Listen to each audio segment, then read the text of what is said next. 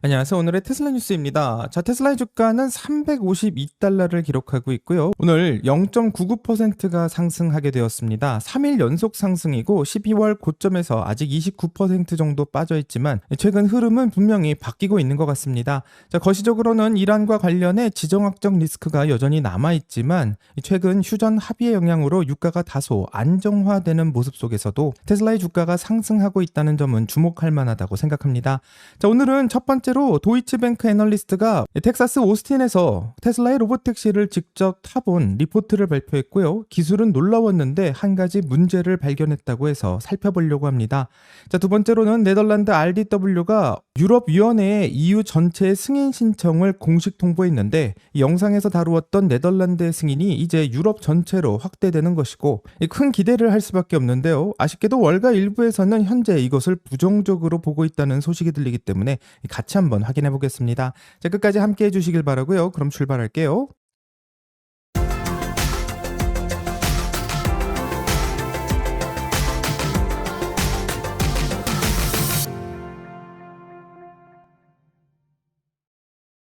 자, 먼저 거시 상황을 한번 짚고 넘어가면 이란과의 평화 협상이 주말에 결렬이 되었고 트럼프 대통령은 호르무즈 해협의 봉쇄를 강행하면서 유가가 다시 100달러를 위협하고 있습니다. 자, 미국의 선물 지수도 장 초반 하락했지만 장중에는 일부 회복하는 모습을 보였는데 테슬라 입장에서는 유가 상승 자체가 긍정적일 수도 있지만 시장 전체의 불안이 커지게 된다면 주가에도 영향을 줄 수 있기 때문에 이번 주 추이를 잘 지켜봐야겠습니다. 자, 도이치뱅크 애널리스트인 에디슨 유가는 오스틴에서 테슬라 로보택시를 직접 타봤다고 하고요.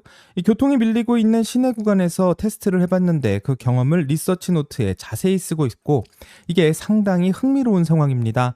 자, 먼저 긍정적인 부분부터 보게 된다면 기술 자체는 상당히 인상적이었다고 말하고요. 이 밀집된 교통 속에서 차선의 변경과 합류, 트럭이 갑자기 차선을 바꾸는 이 모든 상황까지 자연스럽게 대응하고 있다고 합니다.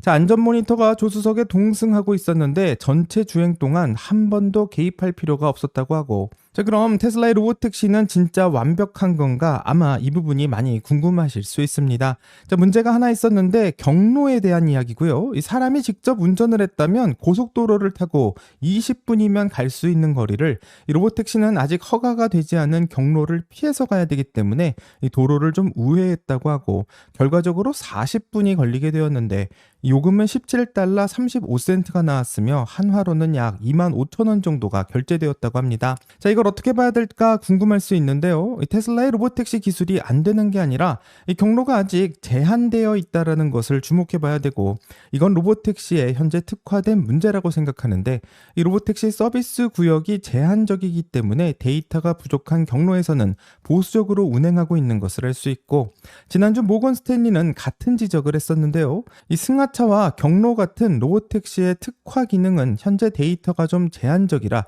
시간이 걸릴 수 있다고 경고하고 있습니다. 자, 로보택시 트래커닷컴의 실시간 데이터를 보게 된다면 지금 상황이 지역마다 꽤 차이가 나는 것을 볼 수 있습니다.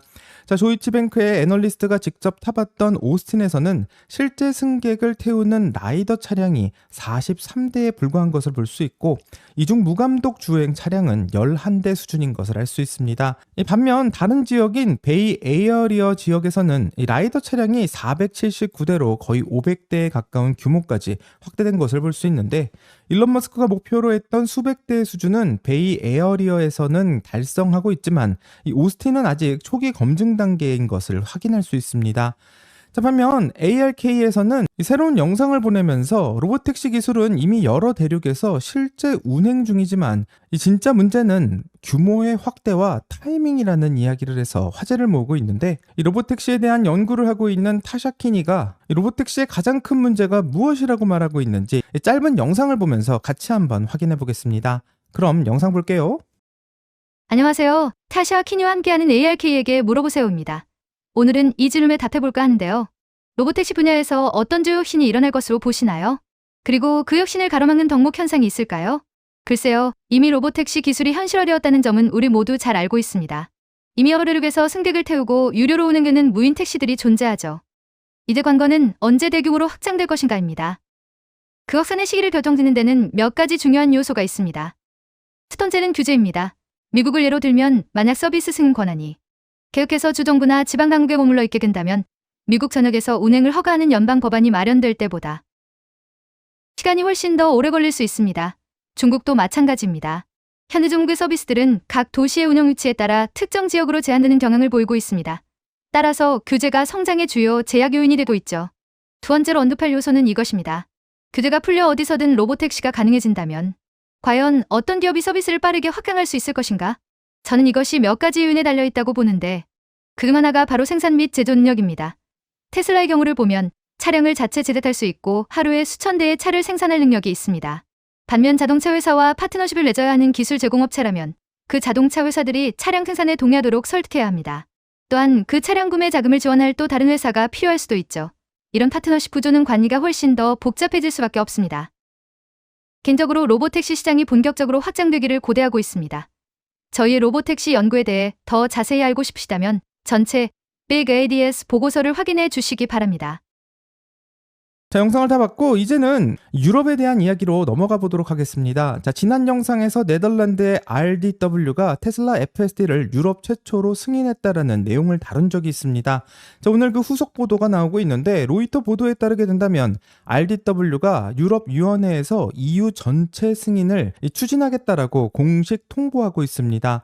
자, RDW의 형식 승인 총괄인 베렌트 반 니우벤호벤이 로이터 인터뷰에서 직접 밝히고 있는 내용인데요. 이 핵심 발언을 살펴본다면 네덜란드에서 충분하다면 유럽 전체에서도 충분하다라고 말하고 있고 이 말은 굉장히 중요하다고 생각합니다. 자, 현재 네덜란드의 승인은 국가 단위로 허가가 나고 있는 것인데 앞으로 EU 전체로 확대되게 된다면 유럽위원회의 산하위원회에서 과반수 통과를 해야만 하고 RDW가 공식적으로 그 절차를 시작하겠다라고 말하고 있습니다. 자, 타임라인을 한번 정리해 본다면 네덜란드의 승인이 미국 시간으로 4월 10일 날 승인이 되었고 며칠 뒤 EU의 통보가 시작되었으며 앞으로 독일과 프랑스, 이탈리아 같은 대형 시장은 빠르면 5월에서 6월 사이에 개별의 국가 인정을 할 수 있게 되고 EU 전체 통합의 승인은 올해 여름이 목표로 하고 있는 것을 알 수 있습니다. 자, 이미 현장에서는 움직이고 있는 것을 또 볼 수 있는데요. 네덜란드에서는 승인 하루 만에 소프트웨어 업데이트가 시작된 것을 볼 수 있고 구독료는 월 99유로로 한화로는 약 17만 원 정도 하는 것을 알 수 있습니다. 자, 네덜란드의 FSD 대상 차량은 약 10만 대 정도가 있고 앞으로 구독이 유럽 전역으로 확대되게 된다면 테슬라의 소프트웨어 매출에도 의미 있는 변화가 생길 것을 예상합니다. 자, 흥미로운 디테일은 유럽 버전의 FSD는 미국 버전과 다르다고 하고요. RDW가 직접 밝힌 이 소식에 의하면 미국과 유럽의 소프트웨어 버전과 기능은 1대1로 비교할 수 없다고 말하고 있고 유럽 버전은 운전자의 모니터링이 훨씬 더 엄격하기 때문에 이 중요 소프트웨어 업데이트는 사전에 RDW의 검토를 받아야 한다고 합니다. 자, 미국처럼 테슬라가 자체 인증하고 바로 배포할 수 있는 방식이 아니라고 말하고 있는 것이고 이 네덜란드 테슬라 오너들의 이야기를 좀 들어보면 토요일 밤에 구독을 시작했고 운전자 모니터링이 엄격하지만 상당히 유연하다고 평가하고 있습니다. 이 네덜란드에서 FSD를 사용하다가 전화가 와서 받게 된다면 경고가 나오고 또 모자를 쓰면 시선 감지가 되지 않기 때문에 경고가 나온다고 하는데요. 하지만 제대로 사용을 잘하게 된다면 주차까지 포함해 전 구간 무개입 주행이 가능하다고 하고 유럽에서는 많은 사용자들이 놀라고 있는 것만 같습니다. 자, 그렇다면 현재 상황을 긍정적으로 볼 수 있는지 아니면 부정적으로 봐야 되는지 양쪽의 의견을 같이 한번 들어보겠습니다. 자, 우선 긍정적인 이야기부터 확인해 본다면 RDW의 총괄이 네덜란드에서 되면 앞으로 유럽에서도 된다고 말하고 있는 건 큰 의미가 있다고 생각하고 이 규제기관 자체가 현재 이런 검증에 보증을 서고 있는 것처럼 들리며 EU의 승인이 올해 여름까지 정말로 완료되게 된다면 테슬라는 유럽 전역에서 FSD 구독을 시작할 수 있게 됩니다. 정말로 유럽 시장이 열리게 되면 구독자의 숫자는 빠르게 늘어날 것이라고 생각되고요. 이 구독 매출이 늘게 된다면 마진이 높은 소프트웨어의 수익이 또 올라가게 되고 4월 22일로 예정되어 있는 실적 발표에서 네덜란드에서 얼마나 많은 사람들이 구독을 시작하고 있는지 정보가 나오게 된다면 재미있을 것 같습니다. 반대로 부정적인 테슬라의 케이스도 한번 살펴봐야 되는데요. 게리 블랙은 테슬라에 대해서 상당히 직접적인 비판을 하고 있고 핵심은 세 가지로 요약할 수 있습니다. 첫 번째로는 투자자들이 테슬라가 무감독 자율주행을 곧 해결할 거다라는 착각을 하고 있다고 비난하고요. 오스틴 로보택시에서 아직도 안전 모니터가 타고 있으며 이 도이치뱅크에서도 직접 체험을 했듯 아직 검증 단계에 머물러 있다라는 것을 지적합니다. 두 번째로는 전기차가 테슬라의 이익에서 70%를 차지하고 있다는 현실을 지적하고 있고, 로보택시와 AI에 프리미엄을 주고 있지만 이 실제 수익은 차 파는 데서 나오고 있는데 1분기 인도량이 저조했다라는 것을 굉장히 부정적으로 보고 있습니다. 마지막 세 번째로는 FSD가 마케팅을 하지 않으면 이 사용자의 보급이 어렵다고 보고 있고요. 이 X에서 인플루언서들이 이야기하는 정도로는 이 대중화가 어렵다라고 평가하고 있습니다. 블룸버그 등 일본 미디어에서는 유럽에서 경쟁사 대비 다소 늦게 도착한 것을 지적하고 있고, 여전히 운전자가 감독해야 되는 감독형 FSD라는 것을 지적하고 있습니다. 다만 RDW는 테슬라의 감독형 FSD에 대해서 차량 내 운전자를 지속적으로 엄격하게 모니터링하고 있기 때문에 다른 자율주행 시스템보다는 더 안전할 수 있다고 말하고, 1년 반 이상 철저히 연구하고 감시해본 결과 160만 킬로미터 이상 테스트한 상황에서 큰 문제가 발견되지 않았고, 그 결과 승인했다라는 것을 말하고 있습니다. 정리를 좀 해보면 미국 시간으로 4월 22일로 예정되어 있는 테슬라의 2026년 1분기 실적 발표는 9일 앞으로 다가온 상황이고요. 지금 테슬라 주가가 $352를 보여주고 있지만 어떤 방향으로 갈지 실적 발표에서 갈리게 될 것이라 예상합니다. 테슬라의 로보택시 기술 자체는 검증 단계에서 긍정적인 평가를 받고 있는 상황이고, 도이치뱅크의 애널리스트는 한 번도 개입 없이 완주하고 있는 것은 의미가 있다고 말합니다. 하지만 완벽한 것은 아니고요. 아직도 경로 제한이라든지 서비스 구역의 한계, 그리고 아직도 안전 모니터가 존재하고 있다는 것은 부정적으로 생각할 수 있는데, 상업적 확장까지는 좀 시간이 걸리지 않겠냐, 이런 생각을 해볼 수 있게 합니다. 반면 유럽은 명확하게 점점 열리고 있는 상황이고요. RDW는 이후의 승인을 공식 추진하기 시작했고, 올 여름까지 진행되게 된다면 하반기를 기대할 수 있게 합니다. 개인적으로는 4월 22일 실적에서 시장이 볼 수 있는 것은 두 가지라고 생각하고요. 첫 번째로는 1분기 인도량은 안 좋은 것은 알고 있지만 마진이 얼마나 좋게 나왔는지 확인해 봐야 될 거라 생각하고, 두 번째는 실적 발표에서 일론 머스크가 로보택시의 확장과 유럽의 FSD 구독에 대해서 어떤 구체적인 숫자를 제시하는지 Q&A가 굉장히 중요하다 생각합니다. 특히 사이버캡의 생산은 4월 달로 예정되어 있었기 때문에 실적 발표에서 일론 머스크가 구체적인 사이버캡의 생산 일정을 얘기하게 된다면 주가에 영향을 줄 수 있다고 생각하고, 2026년 과연 테슬라는 어떤 방향으로 가겠다라고 말할지 일론 머스크의 입이 더 주목되는 상황입니다.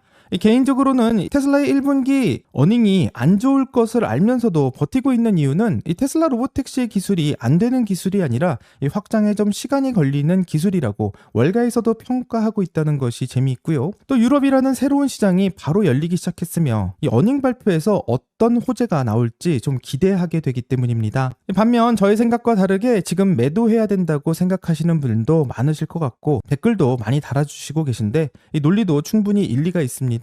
이 게리 블랙이 지적하고 있는 대로 테슬라의 전기차 판매가 이익의 70%를 감당하고 있고, 이 로보택시 프리미엄만 믿고 가기에는 리스크가 크다고 판단할 수도 있는데요. 또 실적 발표에서 마진이 더 악화되었다라고 발표가 나온다면 단기적으로 주가가 한 번 더 요동칠 수 있기 때문에 이런 충격을 피해야겠다 생각하실 수도 있습니다. 그렇기 때문에 4월 22일 테슬라의 어닝은 안 좋게 나올 것이라고 모두가 예상하고 있지만, 과연 이 로보택시와 유럽 FSD에 대한 구체적인 가이던스가 어떻게 나오는지에 따라 방향이 갈릴 것이라고 생각하고, 오늘의 테슬라 뉴스의 구독자님들은 과연 이번 발표에서 어떤 이야기가 나올 것이라고 생각하시는지 댓글을 달아주시면 더 자세히 이야기를 나눠보도록 하겠습니다. 여기까지가 오늘의 테슬라 뉴스고요. 오늘 영상이 도움이 되셨다면 구독과 좋아요 그리고 알림 설정 부탁드립니다. 오늘 좋은 하루 되시고요. 오늘의 테슬라 뉴스는 내일 또 새로운 소식으로 다시 찾아오겠습니다. 감사합니다.